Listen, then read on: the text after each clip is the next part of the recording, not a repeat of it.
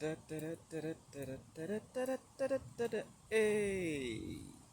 welcome to episode. We're gonna do it college football style. This is vlog episode number 8 for week 8 in college football report, and featuring professional football as well. But bread and butter, Alabama University. I want to give a big shout out to my entire team, my defensive core, Alabama. Thank you for giving me another victory this weekend. The best team in the SEC. We are the top dog in the Southeastern Conference. Bay. Let's look at the results. Alabama, I will start with my football club. Alabama. You made me happy yesterday. The Roll Ties beat Tennessee 37-20. Oh, we are now 6-1 in the Eastern Conference. Best football club in the South, with the exception of the neighbor, Georgia. Impressive win by Georgia as well, beating Ole Miss 43 to 35. In the Southern Eastern Conference, now we have both Georgia. Actually, we have Georgia, Old Mississippi, Alabama with a record of 6-1. Tennessee is at 5-2.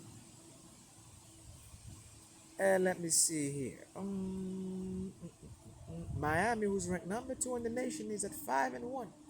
Now, we should start changing these rankings, because if I'm 6-1 and Miami is, well, according to the voting poll in the rankings, second behind the mighty Ohio State, Alabama should be placed second in the rankings. I've been putting on the performance. I got the best quarterback in the NCAA division. Shout out to Ty Simpson. I think I should be ranked number 2, but the politics will always be there against Alabama University. They don't like us, but we are demonstrating our might on the field as the elephant. We are stomping everybody out in the South. We stomped Georgia out. We have stomped out Tennessee. Miami, you next. Oh, you next. We're going to get you. And look here, Auburn. These are mules. We ride them every time we want to, like Colonel Custer. Texas Tech is 6-1. We will get you back. Don't worry about that. Clemson, my mules. Old Mississippi, we will pay you a visit. Look here, LSU, 5-2 record. The result that shocked me yesterday in NCAA was Clemson losing to SMU, 24-35. These are the same Tigers that were making noise in the ACC last year. Funny how you are mute now. The Tigers have they lost their claws. And it's bad. Big respect to Oregon for beating Rutgers 56-10. The Mighty Dogs whooped Rutgers. Penn State lost to Iowa 25-24, going to a record of 3-4. We are Penn State, or we are pancakes, because you were buttered and got syrup by Iowa, the Cornhuskers. And then we had USC losing to Notre Dame by 10 points. I did cover the spread on this one because I told you guys that it would be a plus 12. Reduce it to plus 10 to plus 9, and I delivered. USC lost by 10 points to Notre Dame, 34-24. The Missouri Tigers beat Auburn in an exciting game at overtime, 23-17. Great defense. And of course, the shocking result, Louisville beat Miami at 24-21. The number 1 team in the nation. Before I get to that, let's cover Texas versus Kentucky, 16-13 by a field goal at overtime. It was a great defensive game. I actually watched this third quarter of that game. And Archie Manning did not do a lot of quarterback. He was actually behaving like my old quarterback at Alabama, Jalen Monroe. was really mobile on his feet.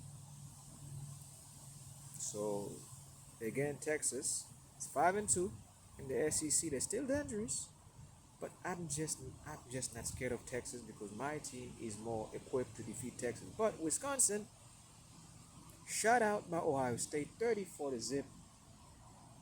Ladies and gentlemen, and then Georgia beating Old Mississippi 42 to 35. When I'm looking at the NCAA history, no one should be shocked now by Ohio State. The Ohio State. Sorry, I gotta put that when it comes to Ohio State.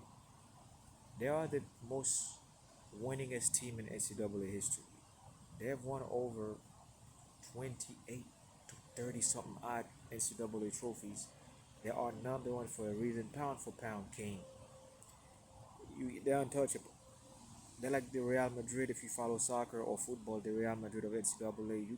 They have won everything. Heisman, the whole defensive team. Yeah. Sorry, folks. So it is. I'm not surprised with what they did to Wisconsin. It is what it is. It's the Ohio State. This is what they do. The big hogs. But I'm looking at the AP Top 25 ranking and the coaches poll. Texas is 21. This is what I told folks that Archie Manning was a hype. Now you are seeing it in these recent ball games, especially the last three games. I've tried to tell folks, yes, I respect the Manning family. Eli Manning, Peyton Manning, Archie Manning Sr. when he played for New Orleans Saints. Just because you from a family of quarterback heritage, it doesn't mean that it will pass down to you. The kid is good, but the media hype him too much because of his family's name. In his sophomore years, I see him struggling right now. Perhaps that he's prepping up for the NFL. Who knows? But he will not win an NCAA Heisman. I'm just saying this now.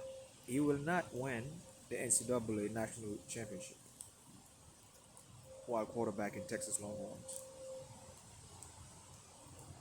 Ewar was a better quarterback than him. Oh, that's all I'm saying. So let's look at the NCAA rankings. Number one is Ohio State with a perfect record of 6 and zip. Points 1,631 points.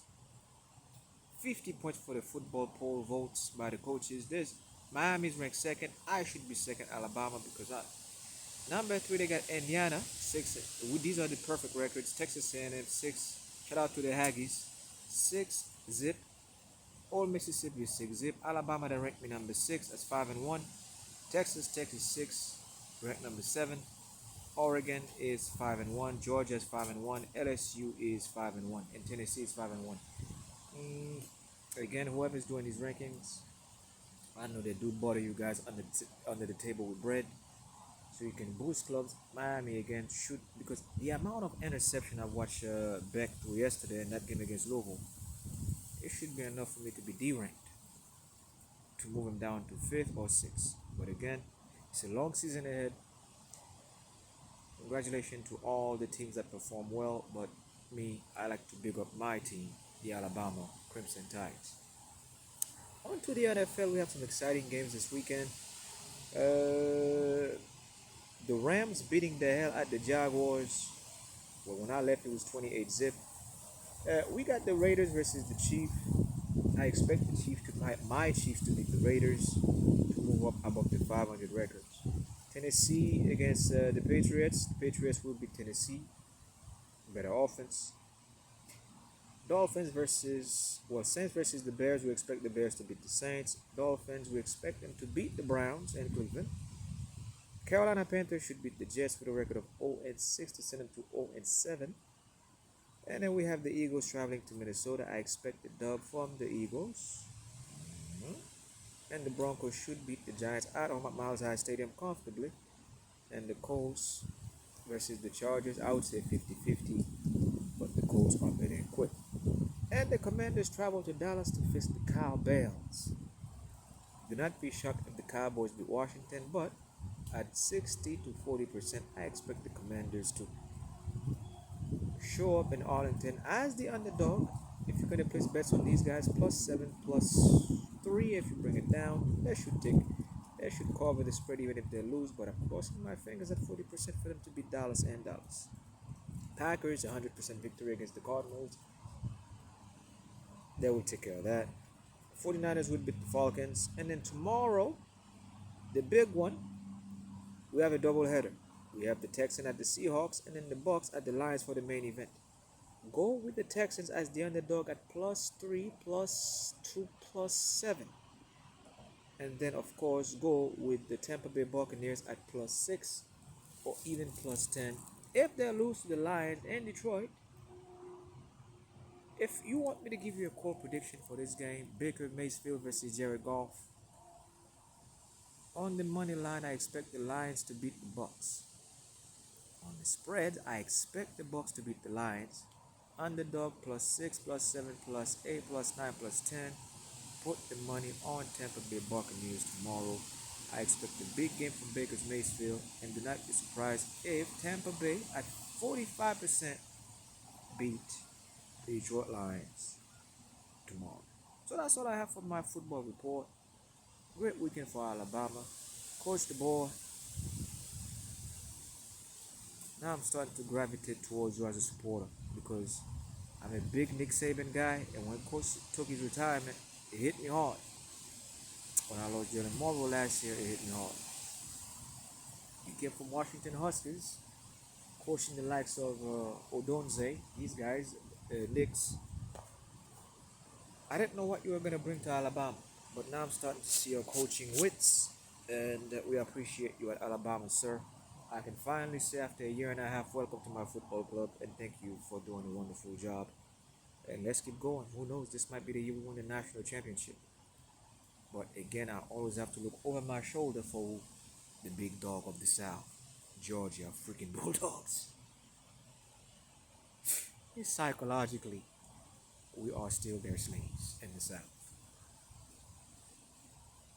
So Georgia Bulldogs, as long as I can find a way to motivate the other teams to just get on Georgia, I will still be in danger. But other than that, I don't think nobody have what it takes to stop Alabama right now. We are the best team. I got the best running back. Shout out to Jam Miller.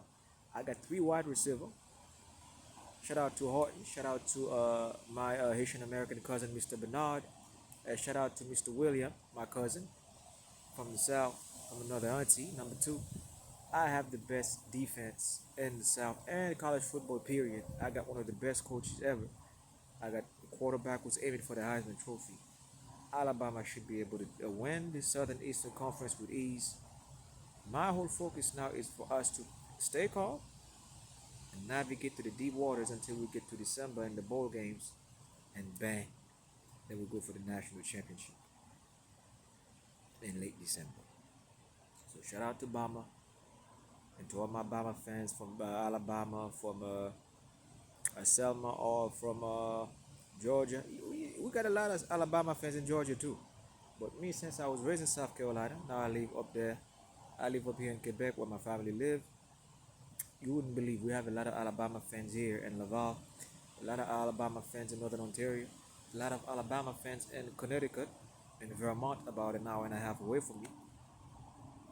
If I put my camera that way, across that bridge, you're looking at Vermont is about, if you go that direction, Vermont is about an hour and a half drive. We have a lot of Alabama fans over here. And down further to the downtown areas, we have a lot of Alabama fans. I did not know this until I went to the bar. I'm like, you like Alabama today? I'm like, yeah. I'm like, where you from in the South? I'm not from the South, dude. You are, but I'm like, yeah. So, my job is to spread our philosophy globally. My allergy here. I want to spread my philosophy of Alabama football, running that football down their throat to anybody who's interested in college football or football in general. Because I believe in it. It's what we do. And if we stay like this, I'm warning you, bro. We are going all the way. All the freaking way. Coach the ball. Thank you. And that's all I have for my report for college, for vlog number 8. college football featuring pros. Come on, Mama. Yeah. And have a good one.